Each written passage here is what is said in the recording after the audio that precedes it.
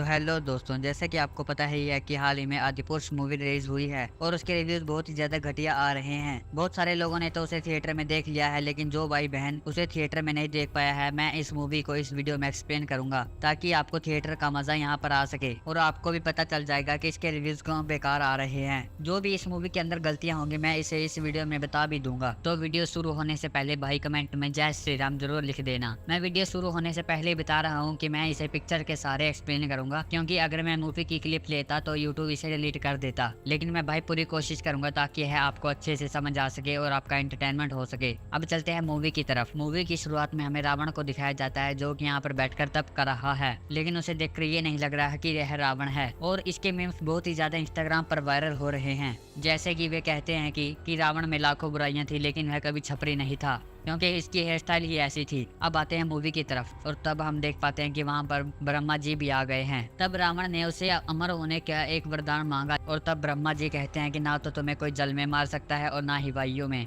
ना ही जमीन पर और ना ही आसमान पर। और यह कहकर वह तथास्तु कर देते हैं। तब रावण खड़ा हो जाता है और वह अपना वास्तविक रूप ब्रह्मा को दिखाता है और वहाँ से चला जाता है। फिर हमें कई सालों बाद सीता माता को दिखाया जाता है जो कि वनवास में आए और वे यहाँ पर ठहरे हुए हैं। उसके साथ लक्ष्मण जी भी हैं। भाई अगर मैं कहीं पर जी लगाना भूल जाऊं, जैसे कि सीता जी, लक्ष्मण जी और राम जी, तो प्लीज मुझे माफ कर देना। लक्ष्मण जी ने यहाँ पर एक रेखा बनाई हुई है, लेकिन देखने में वह एक एडवांस टेक्निक लगती है। तभी सीता माता देखती हैं कि वहाँ पर बहुत सारे मॉन्स्टर्स आ गए हैं। वे उन पर हमला करने लगते हैं और तब लक्ष्मण उनको मारने लगता है, लेकिन सीता माता को श्री राम की चिंता हो रही थी। तब लक्ष्मण उन्हें कहते हैं कि आपको उनकी चिंता करने की कोई जरूरत नहीं है। और फिर हमें श्री राम को दिखाया जाता है कि इसके वीएफएक्स कितने घटिया हैं। और श्री राम यहाँ पर बैठे हुए अपना जप कर रहे थे, लेकिन जब वे ऊपर देखते हैं तो वहाँ पर वे सभी के सभी मॉन्स्टर थे। वे ऊपर आ जाते हैं और जहाँ पर इनका सरदार भी था, वे सभी के सभी श्री राम पर हमला करने लगते हैं, लेकिन श्री राम अपनी ताकत दिखाते हैं और उन सभी को मारने लगते हैं। और तब यह इन सभी को आदेश देता है कि इसे पकड़ लाओ। वे सभी के सभी एक साथ इकट्ठे होकर श्री राम को पकड़ लाते हैं और उसे ऊपर ले जाते हैं।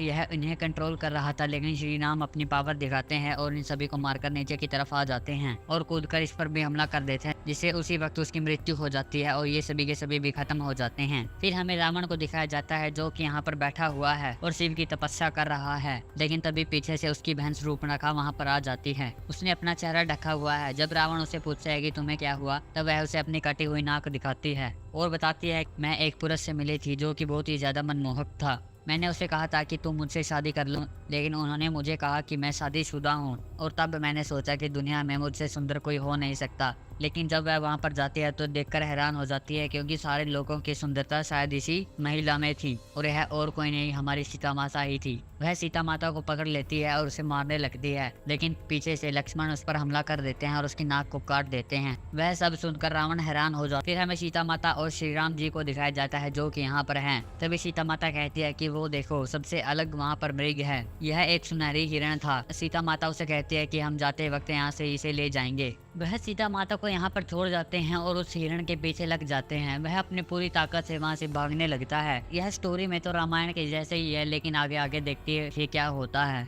और तब अचानक वह सुनहरी हिरण चिल्लाता है। यह सुनकर सीता माता कहती है कि शायद तुम्हारे भैया किसी मुसीबत में हैं। लेकिन लक्ष्मण माता सीता को कहते हैं कि उन पर कोई भी समस्या नहीं आएगी, लेकिन इस पर सीता माता का मन नहीं टिकता और वह कहती है कि तुम्हें वहाँ पर जाना ही होगा। लक्ष्मण को वहाँ से जाना पड़ता है और वह जाते हुए कहता है कि आप यहाँ से आगे मत जाइएगा। दूसरी तरफ श्री राम ने भी इस सुनहरे हिरण को मार दिया था, लेकिन वह कोई बहरूपिया था। और तब लक्ष्मण भी वहाँ पर आ जाते हैं और उस बहरूपिया को देखकर भौचक्के रह जाते हैं कि उसे यहाँ पर आने की क्या जरूरत थी। और फिर हमें सीता माता को दिखाया जाता है जहाँ पर यह रावण आ चुका है और वह वहाँ पर आकर जोर से चिल्लाता है। सीता माता वहाँ पर आ जाती हैं और उसे अन्न देने लगती हैं, लेकिन तभी रावण कहता है कि मैं इतनी दूर से यहाँ पर आया हूँ और आप एक कदम आगे नहीं बढ़ सकती। लेकिन सीता माता कहती है कि यह सीमा मैं नहीं लांघ सकती। तभी वह वहाँ से जाने लगता है, लेकिन और कहता है कि तुम्हारे पति की लंबी उम्र के लिए तुम्हें तो सन्यासी का आशीर्वाद लेना चाहिए, लेकिन तुम अपने डर से उसे वापस मोड़ रही हो। और तब सीता माता उसे वापस बुला लेती है और कहती है कि मुझे क्षमा कीजिए, और वह वहाँ से बाहर निकल जाती है। और जब वह अन्न डाल रही होती है कि तभी हम देख पाते हैं कि रावण ने उसे जकड़ लिया है और अपने साथ ले गया है। श्री राम को भी इसकी भनक लग गई थी। वे दोनों इनकी तरफ भागने लगते हैं। तब हम देख पाते हैं कि रावण ने इस चमगादड़ को वहाँ पर बुला लिया है। अगर आपने पहले की पुरानी रामायण देखी है तो उसके अंदर ऐसा कुछ भी नहीं था, सिर्फ एक जादुई रथ था, लेकिन यहाँ पर कुछ और ही बना दिया गया है। जैसा कि आप देख सकते हैं। वह उसे वहां से लेकर उड़ जाता है और श्री राम उसे देखते ही रह जाते हैं, क्योंकि अब वे कुछ नहीं कर सकते थे। लेकिन तभी वे देखते हैं कि वहां पर एक बाज आ गया है। यह और कोई नहीं बल्कि जटायु हुई था। वह उस पर हमला करने लगता है। रावण उससे बचता रहता है क्योंकि उसके पास बहुत ही ज्यादा पावर थी। लेकिन तभी रावण अपने छोटे चमगादड़ों को वहां से बुला लेता है और वे सभी के सभी जटायु पर हमला करने लगते हैं। मौका देखते ही रावण वापस आ जाता है और उसके एक पंख को काट देता है। यह सब सीता माता देख रही थी और देखते देखते जटायु वहाँ पर मर जाता है। तब सीता माता अपनी माला तोड़कर नीचे फेंक देती है, जिससे यह मोती इस बंदर के हाथ लग जाते हैं और वह इसे लेकर वहाँ से भाग जाता है और वह यहाँ पर आ जाता है। दूसरी तरफ यह बंदर इस मोती को लेकर यहाँ पर आ गया था और वह इसे सुग्रीव को दिखा देता है, जिसे जामवंत और सुग्रीव जी हनुमान जी को देखते हैं और कहते हैं कि आपकी प्रतीक्षा अब खत्म हो चुकी है। फिर हमें श्री राम जी को दिखाया जाता है और जहाँ पर ये बैठे थे, लेकिन तभी वहाँ पर एक बूढ़ी औरत आ जाती है। उसे देखकर श्री राम खड़े हो जाते हैं और उसे अपने साथ बैठा लेते हैं और तब यह उन्हें कहती है कि ये देखो कि ये मीठे बेर हैं, क्योंकि इसे मैंने खुद ही चखा है, आप इसे खा सकते हैं। श्री राम उन बेरों को खा लेता है। तब शबरी खड़ी हो जाती है और उन्हें कहते हैं कि मेरी अब इच्छा पूरी हो चुकी है और तब वह अपने आप को अग्नि में समर्पित कर देती है और जाते जाते वह इन्हें कहते हैं कि आपको सुग्रीव पहाड़ी पर मिलेंगे और आपको उनकी जरूरत पड़ेगी। फिर हमें रावण को दिखाया जाता है जो कि सीता माता के पास आ गया है और वह उसे समझा रहा था कि अब तुम्हें लंका की रानी बनकर रहना होगा। लेकिन सीता माता उसकी एक भी नहीं सुनती और कहती है कि मेरे राघव आएंगे। रावण इस बात से गुस्सा हो जाता है और कहता है कि वे यहाँ पर नहीं आ सकते, क्योंकि यहाँ पर एक बहुत ही बड़ा पहाड़ और बीच में एक समुद्र पड़ता है और वह वहां से चला जाता है। फिर हमें हनुमान जी को दिखाया जाता है जो कि यहाँ पर बैठे हुए हैं और तभी सामने से श्री राम और लक्ष्मण भी वहां पर आ जाते हैं और इसे देखकर पूछते हैं कि ब्राह्मण तुम कौन हो। लेकिन तभी श्री राम उसकी पूंछ देख लेते हैं और वह उसे अपने गले लगा देते हैं, क्योंकि उन्हें पता था कि यह हनुमान जी ही थे। वह हनुमान जी को कहते हैं कि आपको हमारी मदद करनी होगी, हम सुग्रीव से मिलने चाहते हैं। हनुमान जी श्री राम को सुग्रीव के पास ले जाते हैं और तब सुग्रीव श्री राम जी से मिलते हैं और कहते हैं कि बताइए हम आपकी कैसे मदद कर सकते हैं। तब वह उन्हें बताते हैं कि मेरी पत्नी को किसी ने हरण कर लिया है और अब मुझे उन्हें छुड़ाना है और तब सुग्रीव उन्हें वह मोती दिखा देता है। लेकिन दूसरी तरफ सुग्रीव उसे बताते हैं कि मैं आपकी मदद कर तो सकता हूँ और हमें एक सेना की जरूरत होगी, लेकिन मेरी सभी की सभी शक्तियाँ और सेना बाली के पास हैं, जो कि मुझसे बहुत ही ज्यादा ताकतवर है और उसके साथ मैं युद्ध नहीं कर सकता। लेकिन श्री राम कहते हैं कि आपको उसके साथ युद्ध करना होगा, हम आपके साथ हैं और जाइए और आप उन्हें ललकारिए। तो सुग्रीव जी ऐसा ही करते हैं। वह वहां पर चले जाते हैं, जो कि इनसे बहुत ही ज्यादा और इनके मुकाबले हद से ज्यादा ताकतवर भी है। वह लगातार सुग्रीव पर हमला करता रहता है और इन्हें मारने लगता है। और तब लक्ष्मण जी कहते हैं कि हमें सुग्रीव की जगह बाली को लेना चाहिए, क्योंकि वह बहुत ही ज्यादा ताकतवर हैं। लेकिन तभी श्री राम कहते हैं कि आगे आगे देखिए और तब हम देख पाते हैं कि बाली के सारे यह पहाड़ टूट गया है और उसके अंदर बहुत ही ज्यादा बंदर हैं। तब सुग्रीव इन्हें बचाने के लिए अपनी पूरी हिम्मत लगा देता है, लेकिन पीछे से बाली उस पर हमला करने लगता है। तब श्री राम कहते हैं कि अब पता चला कि हमारे लिए सुग्रीव क्यों जरूरी है, कि एक राजा के लिए उसकी प्रजा हद से ज्यादा जरूरी होती है। पीछे से बाली उस पर हमले किए जा रहा था। तब श्री राम अपना तीर निकालते हैं और वह बाली को मार देते हैं। जैसा कि हमने रामायण में पढ़ा है कि बाली उनसे बहुत कुछ कहा था, लेकिन इस मूवी में ऐसा कुछ नहीं होता। वे लोग वहां से चले जाते हैं। अब उनके पास बहुत ही बड़ी वानर सेना थी और फिर हमें दिखाया जाता है कि वे लोग यहाँ पर बैठे हुए हैं और एक सभा कर रहे हैं।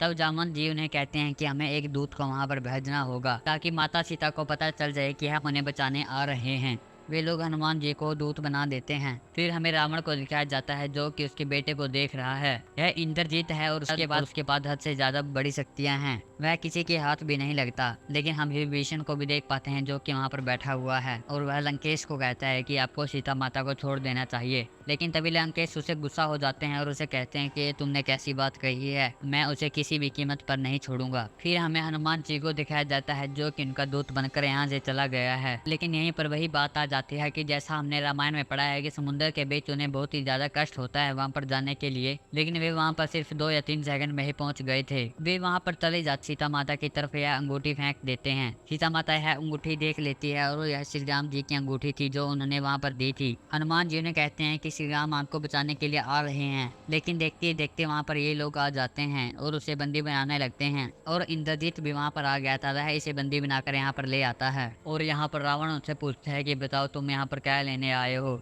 लेकिन हनुमान जी ने सब कुछ बता देते हैं लेकिन पीछे से इंद्रजीत उस पर आग लगा देता है और इसे कहता है कि अब जली ना। लेकिन तब हनुमान जी उन्हें कहते हैं कि कपड़ा तेरा बाप का, आग तेरे बाप की और जलेगी भी तेरे ही बाप की। यह सीन बहुत ही ज्यादा वाहियात था, क्योंकि अगर हम पुरानी रामायण में देखें तो वहाँ पर सिर्फ हनुमान जी जय श्री राम करते हुए वहाँ से उड़ गए थे, लेकिन यहाँ पर इंद्रजीत उन्हें धक्का देते हैं, तब वे यहाँ से उड़कर चले जाते हैं और लंका को जलाने लगते हैं। वह अपने पूरी शक्ति से यहाँ पर आग लगा देते हैं। अब लंका जल रही थी और यह सब कुछ आकर यहाँ पर बता देते हैं। तब जामवंत कहता है कि हमें वहाँ पर जाने के लिए इस समुद्र को पार करना होगा, और तब श्री राम कहते हैं कि हम देखते हैं कि आगे क्या करना है। वे समुद्र से प्रार्थना करते हैं कि हमें वहाँ पर जाने का रास्ता दिया जाए ताकि हम अपनी पत्नी को वहाँ से लेकर आ जाएं। लेकिन समुद्र में इसका कोई भी रिएक्शन नहीं होता। थोड़ी देर तक तो श्री राम ऐसे ही देखते हैं, लेकिन एट द एंड वह अपना तीर निकाल लेते हैं, समुद्र को वहाँ से फाड़ने लगते हैं। कि तभी वहाँ श्री राम जी को कहती है कि मैं एक बहुत ही बड़ा समुद्र हूँ और मेरी गहराई नापना हद से ज्यादा मुश्किल है,